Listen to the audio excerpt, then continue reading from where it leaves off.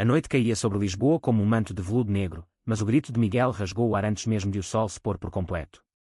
Ele tropeçara na soleira da porta do seu apartamento no Bairro Alto, as mãos tremendo com a carta de despejo que acabara de rasgar em pedaços inúteis, e o mundo desabara num instante. Os amigos que o chamavam de irmão, os que juravam aceitá-lo por ser gay, evaporaram-se como fumaça de um cigarro mal aceso quando souberam que ele não podia mais pagar as contas das festas, das saídas, da vida que fingiam ser solidária. No meio do caos, os olhos de Miguel encontraram os de um estranho na rua abaixo, um homem de olhar firme que parou, como se o destino tivesse sussurrado um segredo, e perguntou, com uma voz que soava a mar e a saudade: precisas de ajuda, ou é só o céu que desaba? Miguel não respondeu de imediato. Em vez disso, deixou-se cair contra a parede áspera do prédio, o coração batendo como o rebento de um fado antigo, daqueles que cantam a perda antes mesmo de ela chegar. Tinha 30 anos, mas naquela noite sentia-se como o rapaz de 18 que, há 12 anos, saíra do armário numa mesa de jantar em Sintra, onde os pais o olhavam com olhos que misturavam pena e raiva, como se ser gay fosse uma doença que se curava com silêncio e distância. Nós aceitamos-te, dissera a mãe, com lágrimas que pareciam joias falsas, mas não esperes que mudemos o mundo por ti. O pai, um homem de mãos calejadas de anos no estaleiro de Lisboa, limitara-se a um aceno, como se aprovasse uma sentença. E assim, Miguel partira para a capital, com uma mala de sonhos e um emprego modesto numa galeria de arte em Chiado, onde vendia quadros de pintores que capturavam a luz do Tejo como ninguém. Lisboa acolhera-o com os seus braços de pedra e azulejos, mas também com as sombras da marginalização. Foi no Rossio, numa noite de orgulho arco-íris que tingia as ruas de cores vibrantes, que encontrara o grupo, os Irmãos do Arco, como se autodenominavam, um círculo de jovens GLBT que se reuniam num bar escondido na moraria. Lá, entre copos de ginginha e conversas sussurradas sobre amores proibidos e famílias que viravam as costas, Miguel sentira-se, pela primeira vez, visto. Tu és um de nós, dissera Pedro, o líder carismático com um sorriso que desarmava qualquer defesa, e por seres gay, aceitamos-te de braços abertos. Mas a aceitação, Miguel aprenderia, tinha um preço. Ele era bom com números, e o seu salário da galeria permitia-lhe cobrir as contas das noites loucas, os bilhetes para os festivais de verão em Cascais, as viagens curtas a Porto para fugir da rotina. O Miguel é o nosso anjo, riam eles, batendo-lhe nas costas, enquanto ele pagava a ronda. Ele acreditava neles, porque precisava de acreditar, num mundo onde a sociedade ainda murmurava viado nas esquinas e os olhares de estranhos pesavam como chumbo. Aqueles amigos eram a sua âncora. Mas a âncora partiu-se numa tarde chuvosa de outono. A galeria fechara as portas, vítima da crise que mordia a economia portuguesa como um cão raivoso. Miguel procurara trabalho em vão, de café em café no Terreiro do Paço, mas as respostas eram sempre as mesmas: lamentamos, mas... Ele contara aos amigos, esperando abraços e promessas de apoio. Em vez disso, as mensagens pararam. Pedro, que outrora ligava às 3 da manhã para desabafar sobre um namorado infiel, bloqueou-o no telemóvel. As festas continuavam sem ele, fotos no Instagram de risos forçados em rooftops com vista para o Castelo de São Jorge, legendas como família para sempre.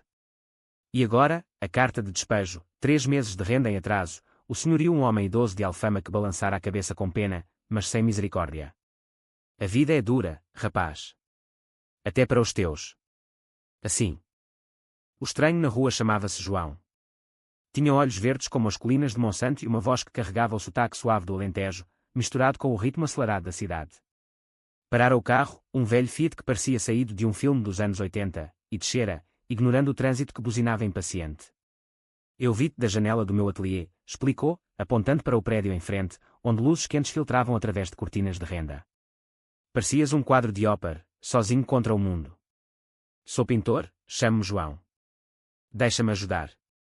Miguel hesitara, o orgulho ferido como uma ferida aberta, mas o cansaço venceu. Aceitara a boleia até a um albergue barato na Baixa, e no caminho, João falara de tudo e de nada, do cheiro do mar em Sagres, onde crescera, das telas que pintava com tons de azul e ouro, inspiradas nas saias das varinas do século passado. Não perguntara sobre a carta rasgada no chão, nem sobre as lágrimas que Miguel enxugara disfarçadamente. Em vez disso, convidara-o para um café no dia seguinte, sem obrigações, só para ver se o céu para de desabar. Na manhã seguinte, Miguel acordara num quarto apertado, com o som distante dos elétricos subindo a colina. O albergue cheirava a pão fresco e a café forte, e por um momento, esquecera a solidão. Desceu à rua, o sol de dezembro filtrando-se através das nuvens, e encontrou João à espera, com 2 pastéis de nata embrulhados em papel pardo. Não sou bom em promessas, dissera João, com um sorriso torto, mas sou ótimo em bolos. Caminharam pelo Chiado, entre livrarias antigas e estátuas que pareciam vigiar os segredos da cidade. Miguel contara tudo, as palavras saindo como um rio represado, a família em Sintra que o visitava só em Natal, com presentes embrulhados em silêncio, o grupo de amigos que o usara como carteira ambulante, aceitando-o por ser gay até que o dinheiro acabasse. João escutara, sem interromper, os olhos fixos no horizonte onde o Tejo se encontrava com o céu. A aceitação verdadeira não tem condições, murmurara por fim. É como o fado, dói, mas liberta. Dias viraram semanas, e João tornou-se a constante na vida caótica de Miguel. O ateliê de João ficava num sótão em Bairro Alto, com janelas que emolduravam o caos belo de Lisboa, telhados vermelhos, varandas com gerânios vermelhos, o eco de guitarras espanholas misturado com o canto de gaivotas. Ali, Miguel encontrara refúgio.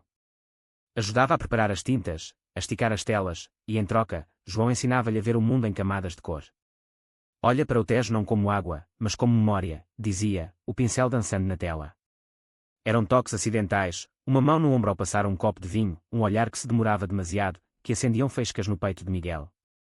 Mas o medo era uma sombra persistente, e se João fosse como os outros? E se a aceitação dele também tivesse um preço? Uma noite, enquanto o vento uivava lá fora como um lobo faminto, Pedro reapareceu. Bateu à porta do ateliê com o punho cerrado, o rosto marcado por noites sem sono e arrependimentos fingidos. Miguel, irmão, ouvi o que aconteceu. Vem para a nossa casa em Alcântara. A gente aceita-te, como sempre. As palavras soaram ocas, mas Miguel, faminto por conexão, seguiu-o. A casa era a mesma de sempre, paredes cobertas de pôsteres de marchas do orgulho, garrafas vazias espalhadas como confetes de uma festa acabada. Os outros amigos estavam lá, rindo alto, mas os abraços eram curtos, os olhares desviados. Trouxemos-te um presente, disse Pedro, empurrando uma garrafa de Porto. Mas quando Miguel mencionou o novo emprego que arranjara como guia turístico, mal pago, mas honesto, o silêncio caiu como uma cortina. Guia. Tipo, mostrar a cidade a turistas heteros, zombou um deles, e o riso que se seguiu cortou como vidro. João esperava do lado de fora, encostado ao Fiat, o rosto uma máscara de preocupação contida. Eu avisei-te, disse suavemente quando Miguel saiu, os punhos cerrados. Mas não era raiva na voz dele, era dor, a dor de quem já perdera amigos por ser quem era. Caminharam em silêncio até ao mirador de Santa Catarina, onde a cidade se estendia como um tapete de luzes. Lá, sob o céu estrelado, Miguel desabafou. Eles diziam que me aceitavam por ser gay, mas era só o dinheiro. Tu és diferente. João virou-se, os olhos brilhando com a luz distante do farol de Belém. Eu aceito-te por seres Miguel. O gay é só uma parte, como o azul no Tejo. E nesse momento, os lábios deles se encontraram, um beijo tímido como o primeiro raio de sol após a tempestade, cheio de promessas não ditas. Mas as promessas são frágeis em Lisboa, cidade de saudades e reviravoltas. Dias depois, Miguel recebeu uma carta da mãe. O pai estava doente, um cancro que rastejava como era venenosa, e eles precisavam dele em Sintra. Vem, filho. Esquece essas coisas da cidade. As palavras, coisas, cortavam fundo, reabrindo feridas antigas. Miguel hesitou, o coração dividido entre o passado que o moldara e o futuro que João pintava com cores vivas. Decidiu ir, sozinho, deixando um bilhete no ateliê, volta em breve. Não desistas de nós. A viagem de comboio foi um borrão de campos verdes e vilas adormecidas, o Douro distante como um sonho. Em Sintra, a casa era a mesma, paredes caiadas, o cheiro de ensopado de peixe, mas o pai jazia na cama, magro como um ramo seco, os olhos afundados em memórias não partilhadas. A mãe recebeu-o com um abraço rígido, os lábios apertados numa linha fina. Ele quer falar contigo, murmurou, e Miguel entrou no quarto, o ar pesado de remédios e arrependimentos. O pai ergueu a mão trêmula, e pela primeira vez em anos, olhou nos olhos. Eu fui um idiota, Miguel. Aceitei-te mal, como se fosse um erro. Mas agora vejo que o erro foi meu. As palavras saíram entrecortadas, mas eram reais, forjadas no fogo da doença. Miguel chorou então, não de dor, mas de alívio, segurando a mão do homem que o criara com mãos de ferro. Ficou dias em Sintra, cuidando, conversando sobre tudo, os verões em Cascais, as histórias do avô pescador, e timidamente, sobre João. Ele parece bom, disse o pai por fim, um sorriso fraco nos lábios. Trá-lo um dia. De volta a Lisboa, Miguel encontrou o ateliê vazio. As telas estavam cobertas, o cheiro de tinta fresca substituído por poeira. Um bilhete na mesa, fui para o Alentejo resolver assuntos de família. Espera por mim. João. O pânico apertou o peito de Miguel como uma garra. E se fosse o fim? E se João, como os outros, tivesse fugido perante as complicações? Os dias arrastaram-se em ansiedade, Miguel vagueando pelas ruas de Lisboa como um fantasma, o arco da Rua Augusta lotado de turistas, o elevador de Santa Justa rangendo como um lamento, o mercado da Ribeira cheirando a marisco fresco. Ligava para João, mas o telemóvel caía na caixa de correio, uma voz gravada que soava cada vez mais distante. Foi numa tarde de chuva fina, daquelas que molham a alma mais que a pele, que Pedro reapareceu pela segunda vez.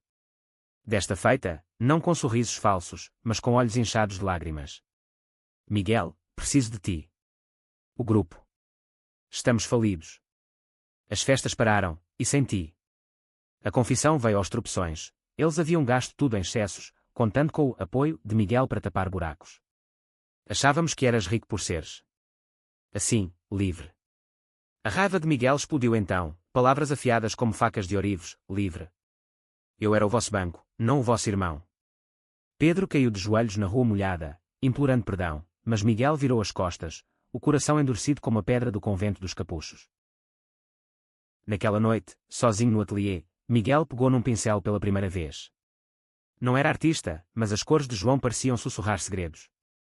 Pintou o Tejo ao pôr do sol, com tons de laranja e púrpura, e no centro, duas figuras de mãos dadas, pequenas mas inabaláveis.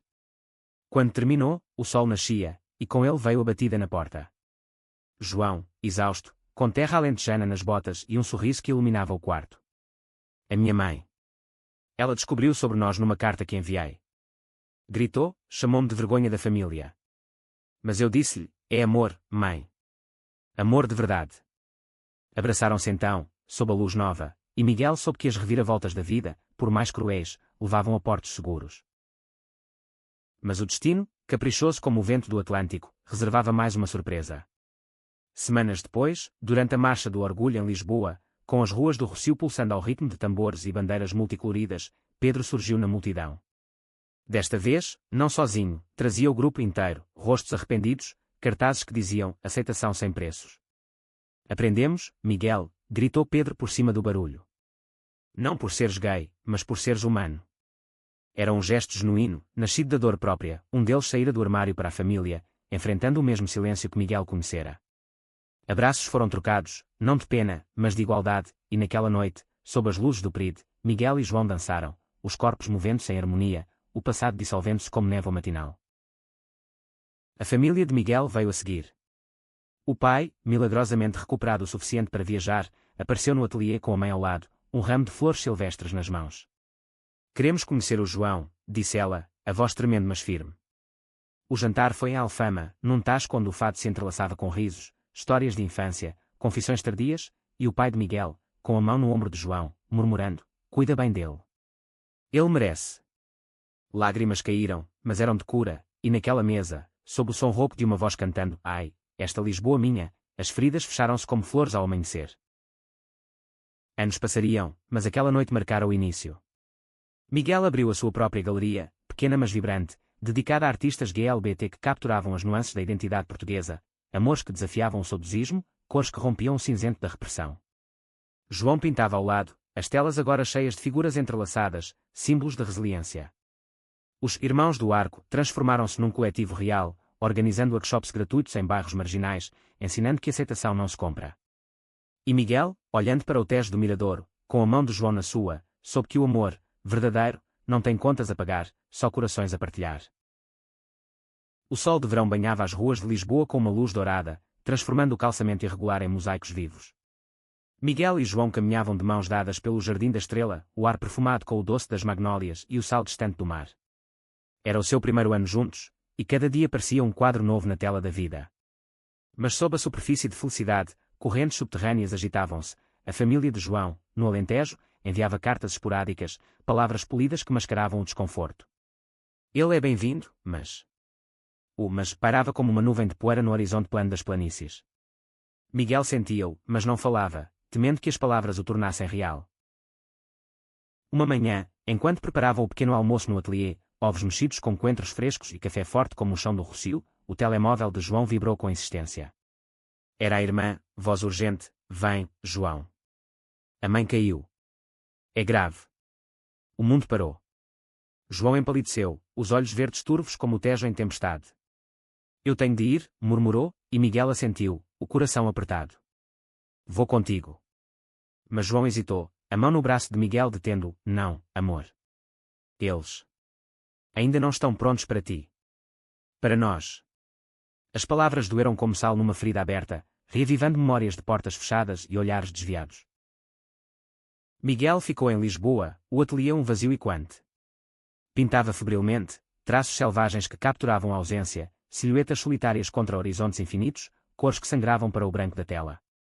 Os amigos do coletivo visitavam-no, trazendo vinho e histórias para preencher o silêncio. Pedro, agora um aliado verdadeiro, confessara numa noite de confidências: eu era um cobarde, Miguel. Usava-te para me sentir bem, sem dar nada em troca. Mas ver-te com João mudou-me. Eram conversas que curavam, camada por camada, como restaurar um azulejo rachado. João regressou após uma semana, o rosto marcado por noites sem sono e discussões sussurradas. A mãe estava estável, mas a família reunira-se em torno da cama de hospital em Évora, olhares que João descreveu como vidros partidos. Eles sabem de ti, disse, caindo nos braços de Miguel. Eu disse tudo. Que te amo, que és a minha casa. Lágrimas misturaram-se aos beijos, e naquela noite, fizeram amor com a urgência de quem reencontra o ar após o afogamento, não carnal, mas emocional, almas entrelaçando-se no escuro. Mas o conflito não terminara. Dias depois, chegou uma carta do Alentejo, escrita na caligrafia trêmula da mãe de João: vem visitá-la. Sozinha, primeiro. Ela quer conhecer o filho que tem. João foi, deixando Miguel com um beijo de despedida que sabia a Deus. Horas viraram dias, e o silêncio do telemóvel era um tormento. Miguel vagueou pela cidade, encontrando refúgio na sede de Lisboa, onde as pedras antigas absorviam preces silenciosas. Rezou não a Deus, mas ao destino português, caprichoso como o fado, que o amor prevalecesse sobre o medo. Quando João voltou, trazia notícias mistas. A mãe, frágil mas lúcida, abraçara-o com força, murmurando: se te faz feliz, filho. Mas o pai, um homem de poucas palavras e mãos de lavrador, limitara-se a um aceno. É um começo, disse João, e Miguel sorriu, sabendo que começos em Portugal são como oliveiras antigas, crescem devagar, mas profundas. O outono chegou com ventos que varriam as folhas pelo Parque Eduardo VII, tingindo o ar de castanho e ouro. Miguel e João participaram num festival de arte que era em Belém, onde artistas expunham obras que desafiavam tabus, esculturas de corpos entrelaçados, poemas recitados em voz alta sobre amores não ditos. Miguel expôs a sua primeira tela, Sem Contas, uma paisagem do Tejo onde figuras dançavam livres de correntes. O público aplaudiu, e entre eles, Pedro e o coletivo, orgulhosos como se fosse seu. Mas o passado tem garras longas. Uma noite, enquanto jantavam num restaurante em Alfama, bacalhau à brás fumegante, vinho verde gelado, um homem se aproximou da mesa. Era o ex-namorado de João, Ricardo, um lisboeta de sorriso predatório que João deixara anos antes por causa de ciúmes tóxicos. Ouvi dizeres que encontraste um novo brinquedo, disse, os olhos fixos em Miguel com desdém. Cuidado, amor. Ele parece o tipo que foge quando as coisas apertam. João enrijeceu, mas Miguel, surpreendendo-se a si mesmo, ergueu-se calmamente. Eu fico. Porque o amor não é brinquedo, Ricardo. É escolha. O homem riu, mas saiu, deixando um veneno que fermentou na mente de Miguel. E se Ricardo tivesse razão? E se ele, sem dinheiro ou status, não bastasse? A dúvida cresceu como era, sufocando noites de sono. Miguel começou a afastar-se, pretextos de trabalho na galeria preenchendo os vazios. João notou, claro, e confrontou numa caminhada ao longo da marginal do Tejo, onde as ondas lambiam os cais como línguas famintas. O que se passa, Miguel? Dizes que me amas, mas os teus olhos dizem outra coisa. As palavras saíram então, um dilúvio, o medo de ser insuficiente, o eco das vozes antigas que diziam que gays como ele eram tolerados, até ao limite. João parou, virando para si, as mãos quentes no rosto de Miguel. Tu és tudo. O dinheiro veio e foi, os amigos falsos partiram, mas nós. Nós ficamos porque escolhemos. Beijaram-se ali, sob o olhar indiferente das gaivotas, e o mundo realinhou-se. O inverno trouxe neve rara a Lisboa, um manto branco que transformava a cidade num conto de fadas improvável. A galeria de Miguel prosperava, com exposições que atraíam colecionadores de Porto a Faro. João vendia telas para museus, os seus azuis alentejanos misturando-se com os vermelhos passionais de Lisboa. Juntos, planearam uma viagem a Sagres, para mostrar a Miguel as falésias onde João sonhara de menino. Mas antes, um teste final, o Natal em Sintra, com as duas famílias. A casa dos pais de Miguel estava decorada com pisca-piscas e ramos de azevinho, o ar cheirando a rabanadas e castanhas assadas. O pai, agora mais forte, cumprimentou João com um aperto de mão firme. Bem-vindo à família, disse, e a mãe serviu-lhe uma fatia extra de bolo rei. Da cozinha, veio o pai de João, convidado relutantemente, mas presente. O jantar foi tenso no início, conversas sobre o tempo, o futebol do Benfica, mas o vinho alentejano soltou línguas. Histórias fluíram, o avô de Miguel, que cantara fado em tabernas escondidas, a mãe de João, que dançara em festas de colheita. E então, o pai de João ergueu o copo, pelo amor que une, não divide. Era simples, mas bastava. Naquele Natal, sob o céu estrelado de Sintra, Miguel e João caminharam pelo Palácio da Pena, as torres rosadas como castelos de sonhos. Disseram que me aceitavam por ser gay, sussurrou Miguel, até que não pude pagar. Mas tu aceitas-me por inteiro. João sorriu, puxando-o para um abraço. E eu aceito-te para sempre. O ano novo nasceu com promessas, e Lisboa, eterna testemunha, sorriu de volta. A primavera irrompeu em Lisboa como uma declaração de amor, flores de jasmim cascateando das varandas e o ar vibrando com o zumbido das abelhas. Miguel e João, agora noivos num compromisso discreto mas profundo, mergulharam na rotina de uma vida partilhada, manhãs preguiçosas no ateliê, tardes na galeria onde Miguel guiava visitantes através de narrativas que eram pintadas em tela. O coletivo, Irmãos do Arco, crescera, transformando-se numa associação formal com sede no antigo armazém no Cais do Sodré, oferecendo apoio aos jovens GLBT que fugiam de lares hostis. Pedro liderava agora com humildade, as suas tatuagens de arco-íris um lembrete vivo de redenção. Mas a paz era frágil, como o vidro dos candeeiros de filigrana em Mafra.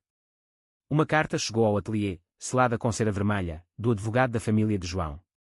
Herança em disputa, lia-se, e o coração de João afundou. O tio, um homem conservador de Beja, contestava o testamento da avó, alegando que João, vivendo em pecado, não merecia a parte da quinta alentejana. É vingança, murmurou João, amassando o papel, ele sempre me odiou por não ser o filho normal. Miguel, vendo a dor nos olhos do amado, jurou, lutaremos juntos. A viagem a Beja foi um teste de fogo.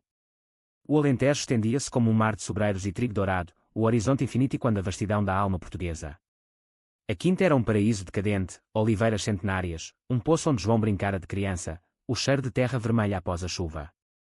Mas o tio esperava na varanda, braços cruzados, o rosto uma máscara de desdém. Casado com um homem. Isso não é família, cuspiu, e os parentes murmuraram em aprovação. João enfrentou, voz firme como o granito das muralhas de Évora, amor não é pecado. É herança verdadeira. Miguel ficou ao lado, mão na de João, um escudo silencioso. O tribunal em Évora foi um circo de formalidades, advogados em fatos cinzentos, juízes de olhares neutros, testemunhas que contavam histórias de uma avó que, em segredo, apoiara amores não convencionais. Ela escreveu-me uma carta, revelou João, voz tremenda ao ler as palavras amareladas, ama quem te ama, filho. O resto é poeira. O tio rebateu com acusações de influências modernas, mas o juiz, um homem idoso com olhos sábios, sentenciou a favor de João. A lei portuguesa protege o amor, não o julga. Saíram do tribunal sob o sol escaldante, vitoriosos, mas exaustos. De volta a Lisboa, a notícia espalhou-se como fogo em palha seca. O coletivo celebrou com uma festa no armazém, sardinha assada, petiscos de marisco, fado tocado em violas afinadas. Pedro ergueu um brinde, por Miguel e João, que nos ensinaram que aceitação não se impõe, conquista-se. Mas no meio da alegria, um sussurro chegou aos ouvidos de Miguel, um jovem do grupo, Tomás, confessara dúvidas sobre a sua identidade, pressionado pela família católica de Setúbal. Eles dizem que me aceitam se eu mudar, choramingou, e Miguel reconheceu o eco da sua própria dor. Naquela noite, após a festa, Miguel e João sentaram-se na varanda do ateliê, o Tejo um espelho negro salpicado de luzes. Quero ajudar mais, disse Miguel. Não só pintar, mas agir. João assentiu, os dedos entrelaçados. Então façamos uma fundação, em nome da tua avó alentejana. Nas semanas seguintes, trabalharam incansavelmente, estatutos redigidos à luz de uma lâmpada de secretária, parcerias com a ONGS que era em Porto e Faro, eventos de angariação em galerias de arte. A Fundação Tejo Arco-Íris nasceu num dia de junho, com uma cerimónia no Mosteiro dos Jerónimos, onde monges e ativistas se misturavam em harmonia improvável. O sucesso trouxe inveja, como sempre em Portugal, terra de fados melancólicos. Um artigo no jornal Diário de Notícias elogiava a fundação, mas um colunista conservador contra-argumentava, boa intenção, mas perverte a tradição familiar. Cartas de ódio choveram no correio, volta para o armário, viado. Miguel leu-as em voz alta para João, transformando veneno em combustível. Eles têm medo, disse. Medo do que não controlam. João pintou uma série de quadros em resposta, medos desfeitos, retratos de casais que eram poses cotidianas, cozinhando, lendo, caminhando, contra fundos de paisagens portuguesas icónicas. O verão culminou na Marcha do Orgulho, maior que nunca. Milhares encheram as avenidas da Liberdade, bandeiras ondulando como velas de uma frota arco-íris. Miguel e João marchavam na frente da carroça da Fundação, Tomás ao lado, agora orgulhoso e visível. Mas no auge da multidão, um confronto, o tio de João, infiltrado entre contra-manifestantes com cartazes de Deus abomina, gritou acusações. Traidores da nação. A tensão subiu, polícias aproximando-se, mas João avançou, voz amplificada pelo microfone, nação. Portugal é de todos, dos marinheiros que descobriram mundos, dos poetas que cantaram amores livres. O tio recuou, o rosto contorcido, e a multidão aplaudiu, transformando raiva em união. Na calmaria pós-marcha, Miguel e João fugiram para a costa vicentina, onde as ondas do Atlântico rugiam como hinos ancestrais. Acamparam numa praia deserta perto de Odeceixe, fogueira crepitando sob estrelas que pareciam olhos cúmplices. Lembras-te da primeira noite? Perguntou Miguel, a cabeça no peito de João. Quando o céu desabava. João riu, beijando-lhe a testa. Agora, construímos o nosso. Fizeram planos, uma casa no Alentejo, perto da quinta, onde plantariam vinhas e criariam um retiro para artistas quier. O futuro desenhava-se amplo, como o oceano. Mas o outono trouxe uma reviravolta pessoal. Miguel descobriu, num exame de rotina, um nódulo na tiroide, benigno, mas um lembrete da fragilidade.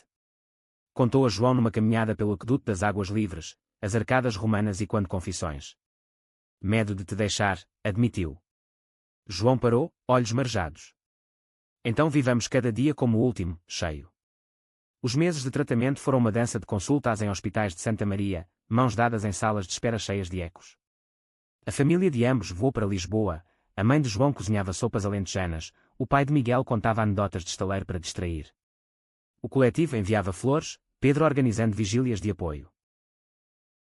Quando o médico declarou tudo limpo, a celebração foi no Terreiro do Paço, com fogo de artifício improvisado e abraços que duravam eternidades. Miguel, mais forte, abraçou João. Obrigado por ficares, mesmo quando eu não podia pagar as contas da vida. João sorriu, o amor não tem fatura. O ano virou com promessas renovadas, e Lisboa acordou para um 2026 de possibilidades. A Fundação Tejo Arco-Íris expandia-se, abrindo um centro em Porto, no coração da Ribeira, onde o Douro serpenteava como uma veia azul. Miguel e João dividiam o tempo entre as duas cidades, o comboio alfa pendular tornando-se cúmplice das suas conversas sussurradas. Em Porto, o ar era mais fresco, carregado de vinho do Porto e histórias de mercadores que navegavam oceanos em busca de tesouros. Ali, conheceram Sofia, uma jovem trans de Matosinhos que dirigia o novo centro. Vocês deram-me voz, disse ela, e Miguel sentiu o peso honroso da herança. Mas heranças trazem fantasmas. Uma ligação de Sintra interrompeu uma reunião. O pai de Miguel sofrera um AVC, leve mas aterrorizador. Vem já, implorou a mãe, voz embargada. Miguel partiu de imediato, João seguindo de carro. O hospital em Lisboa era um labirinto de corredores brancos e bips monitorizados, mas encontraram o pai numa enfermaria com vista para o jardim botânico. Burro velho, resmungou ele, tentando sorrir com o lado esquerdo da boca. Queria dançar no teu casamento. As palavras, apesar da fraqueza, aqueceram o coração de Miguel. Ficaram semanas em Sintra, transformando a casa numa fortaleza de recuperação, fisioterapia ao som de fado, refeições partilhadas onde João contava lendas alentejanas para animar. Durante esse tempo, uma carta chegou de Beja. O tio de João, amolecido pela solidão após a morte da esposa, pedia tréguas. Vem à quinta. Traga o teu companheiro. Era um ramo de oliveira, e João aceitou, convidando Miguel. A viagem foi tensa, o Alentejo desdobrando-se em planícies douradas sob um céu de cobalto. A quinta mudara pouco, o poço ainda cantava com o vento, as uvas maduras pendiam como joias. O tio esperava na porta, mãos calejadas estendidas. Errei, admitiu, sem floreados. Perdi a minha, e vi o vazio. O amor de vocês. É o que me falta. Jantaram sob as estrelas, montado de borrego assado e histórias de colheitas passadas. Pela primeira vez, Miguel sentiu-se parte daquela terra, raízes entrelaçando-se. De volta, o trabalho floresceu. A Fundação lançou um podcast, Vozes do Arco, com depoimentos de GLBT portugueses, um pescador de Aveiro que saíra do armário aos 50, uma drag queen de Faro que combatia a transfobia nas ruas. João narrava episódios, a voz grave tecendo narrativas como fios de tapeçaria. Miguel editava, cortando silêncios para revelar verdades nuas. O sucesso viralizou, convites para TEDx em Coimbra e debates na RTP. Mas o sucesso atrai sombras. Um ativista radical, Vasco, juntou-se ao coletivo em Porto, com ideias inflamadas: precisamos de confronto, não de diálogos moles. Ele criticava Miguel e João por domesticarem a causa, por aceitarem convites de instituições heteronormativas. Tensões fervilharam numa assembleia no armazém do cais, vozes altas, punhos cerrados. Vocês vendem-se, acusou Vasco, e Pedro defendeu: não vendemos, construímos pontes. Miguel, sentindo o eco das velhas rejeições, falou calmamente: eu fui rejeitado por ser gay e pobre. Não quero pontes de ódio. Vasco saiu batendo portas, mas plantara sementes de dúvida. A dúvida germinou numa noite de tormenta, quando Miguel e João discutiram pela primeira vez de verdade. Estavam no apartamento em Lisboa, chuva martelando as janelas como dedos impacientes. Estás a ceder demasiado, disse João, frustrado com um compromisso da Fundação com uma igreja progressista. Eles ainda nos veem como aberrações. Miguel rebateu: ou cedemos, ou ficamos isolados. Como eu estava, antes de ti. As palavras escalaram, mágoas antigas emergindo, o medo de Miguel de ser o fraco, o receio de João de perder a autenticidade. Partiram para quartos separados, o silêncio mais alto que o trovão. Na manhã seguinte, remorsos os reuniram à mesa do pequeno almoço. Desculpa, murmuraram em uníssono, rindo através das lágrimas. Somos humanos, disse João, traçando o rosto de Miguel com o dedo. E humanos erram. Reconciliação veio em toques suaves, promessas renovadas, equilibrar fogo e água, paixão e paciência. O verão trouxe o teste definitivo, um escândalo. Vasco, amargurado, vazou e-mails antigos do coletivo, distorcendo-os para sugerir corrupção. Miguel usa a Fundação para enriquecer. A imprensa devorou, manchetes no Jornal de Notícias gritavam: escândalo que era em Porto. Doações pararam, voluntários hesitaram. Miguel sentiu o chão tremer, ecos do despejo de anos antes. Não é verdade, soluçou para João, mas a dúvida rastejava. João agiu, convocou uma conferência de imprensa no Terreiro do Paço, sob o arco triunfal que testemunhara revoluções. Transparência total, anunciou, publicando contas auditadas. Pedro testemunhou: Miguel salvou-nos quando éramos nada. Sofia, de Porto, chorou ao microfone: ele deu-me vida. A verdade prevaleceu, Vasco exposto como manipulador, e a Fundação emergiu mais forte, doações duplicando.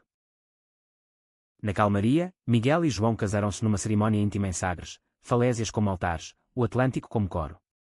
Famílias misturaram-se, pais trocando brindes, tios contando piadas. Pedro foi o padrinho, Tomás o leitor de poemas. Votos foram sussurrados ao vento: aceito tem riqueza e pobreza, em aceitação e rejeição. O beijo soou sob o sol poente, ondas aplaudindo. O casamento marcou uma era nova, mas o casamento com o passado é mais difícil de dissolver. Meses após Sagres, Miguel recebeu uma visita inesperada no ateliê, a mãe de um antigo amigo do grupo original, uma senhora de Odivelas com olhos cansados. O meu filho. Ele acabou consigo mesmo, disse, voz partida. Dizia que o aceitávamos, mas era mentira.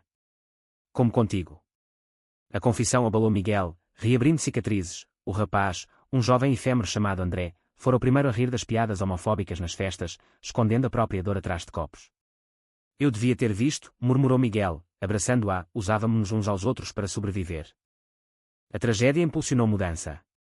A Fundação lançou Memórias Vivas, um programa de mentoria para jovens em crise, com sessões em Lisboa, Porto e Faro.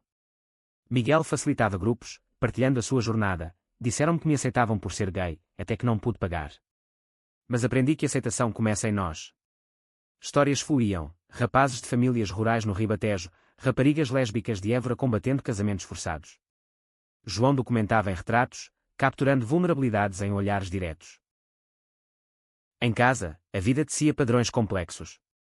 João, inspirado pela mentoria, começou uma série de pinturas sobre herdeiros invisíveis, filhos quer de imigrantes cabo-verdianos em Lisboa, filhas trans de famílias madeirenses. Exposições em galerias de belas artes lutavam, críticos elogiando a profundidade emocional à pessoa.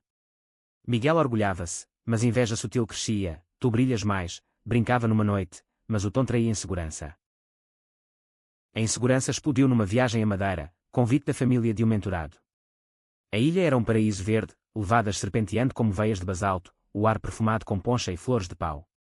Mas num jantar em Câmara de Lobos, o anfitrião, um homem conservador apesar do apoio à filha trans, questionou: vocês, com toda essa visibilidade, não perdem a intimidade? As palavras acertaram em cheio, e de volta ao hotel, Miguel confrontou João: é isso. Brilho público, mas escuridão em casa.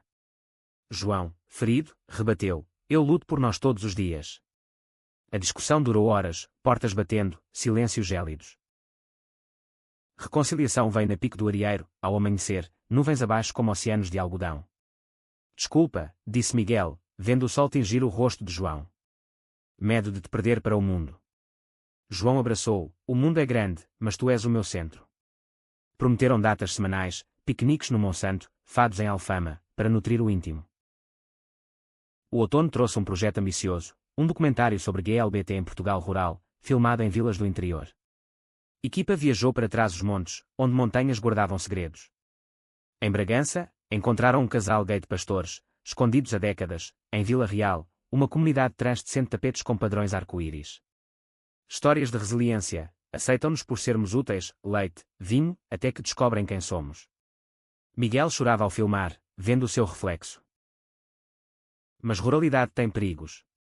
Numa aldeia perto de Chaves, o diretor de filmagens, um lisboeta otimista, foi agredido por locais bêbados após um bar.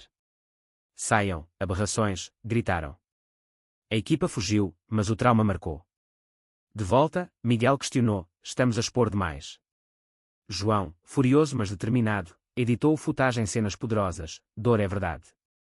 Mostremos. O documentário estreou no Festival de Cinema de Évora, num teatro antigo com ecos de romanos. Público lotado aplaudiu de pé, lágrimas correndo. Prémio de melhor documentário veio, mas com ele, ondas de ódio online, trolls anónimos, ameaças veladas. Polícia investigou, mas o medo instalou-se. Numa noite, Miguel acordou suando, pesadelo de portas arrombadas. João velou: juntos, somos inquebráveis. Inverno trouxe luz, o casal adotou um cão, um vira-lata de rua chamado Tejo, que enchia o ateliê de patas barulhentas e lealdade incondicional. Ele aceita-nos sem condições, riu Miguel, e João pintou-o num quadro familiar. Primavera renovou esperanças com gravidez, não biológica, mas de projetos. A Fundação planeou um retiro em Sintra, para mentores e mentorados. Mas uma reviravolta: Sofia, de Porto, revelou estar enamorada de Tomás, criando um triângulo emocional no coletivo. Amo-os a ambos, confessou, e o grupo navegou águas poliamóricas com workshops e terapias. Miguel mediou, recordando: amor não subtrai, multiplica. Resolução veio em harmonia, expandindo definições de família. Verão fechou com um casamento simbólico para Sofia e Tomás, João e Miguel como padrinhos. Celebração em Porto, Douro como convidado, barcos de vinho flutuando. Dançaram até amanhecer, corações cheios. O ciclo da vida girava, e com ele, perdas inevitáveis. O pai de Miguel faleceu numa manhã de outono, coração cedendo após anos de batalhas. Funeral em Sintra foi um mar de guarda-chuvas negros contra o céu cinzento, mas discursos fluíram como rios de gratidão. Ele aprendeu a amar tarde, mas amou fundo. Miguel leu um poema de Camões, voz firme apesar das lágrimas, João ao lado, mão ancorando. Luto transformou-se em legado, Miguel herdou a casa de Sintra, convertendo-a num centro de retiro para viúvos que era. Para quem perde, mas reencontra, disse na inauguração, com a mãe cortando a fita, olhos orgulhosos. João enfrentou a sua sombra, depressão sazonal, pincéis parados. Sinto-me vazio, confessou numa terapia conjunta. Miguel incentivou: pintador. Série Saudades Pintadas nasceu, telas escuras evoluindo para luz, vendidas em leilão beneficente. Fundação cresceu, abrindo filial em Faro, Algarve Dourado. Ali, combateram turismo homofóbico, treinando hotéis em inclusão. Histórias de casais estrangeiros salvos por intervenções locais inspiraram. Mas crise veio, pandemia eco de 2020 ressurgiu em variante, lockdowns fechando galerias. Fundação adaptou-se online, Zoom de apoio salvando isolados. Miguel e João, confinados no ateliê, redescobriram intimidade, cozinhados lentos, jogos de cartas, Tejo como palhaço. Desconfinamento trouxe renascimento, festival híbrido em Lisboa, multidões mascaradas dançando. Prémio Nacional para a Fundação, reconhecimento governamental. Pessoal, gravidez surrogada planeada, mas complicações pausaram. Quando for tempo, disse João, e Miguel concordou, focando no presente. Inverno trouxe neto simbólico, a adoção de jovem fugido, Afonso, 16 anos de Beja. Família expandiu, noites de histórias enchendo o apartamento. Primavera celebrou com viagem às Açores, vulcões como metáforas de paixão. Ali, sob estrelas vulcânicas, renovaram votos, por todas as estações. Verão fechou com livro, sem contas, Memórias de Miguel ilustradas por João. Best-seller, inspirando gerações. Anos fundiram-se em tapeçaria rica. Fundação Tejo Arco-Íris tornou-se pilar nacional, centros em todas as capitais distritais, programas escolares combatendo preconceito. Miguel, agora 45, barba grisalha, liderava com sabedoria, João, telas em museus, ensinava masterclasses. Afonso cresceu, saindo do armário com apoio, namorando abertamente. Vocês mostraram-me como, disse no 18º aniversário. Famílias unidas, mães trocando receitas, tios em jantares anuais. Pedro casou, coletivo como família extensa. Desafios persistiam, leis regressivas em debate, mas ativismo vitorioso. No entardecer no Tejo, Miguel e João, grisalhos mas jovens no amor, refletiram, disseram que me aceitavam por ser gay, até que não pude pagar. Mas tu pagaste com o coração. João sorriu, e continua a pagar, com amor eterno.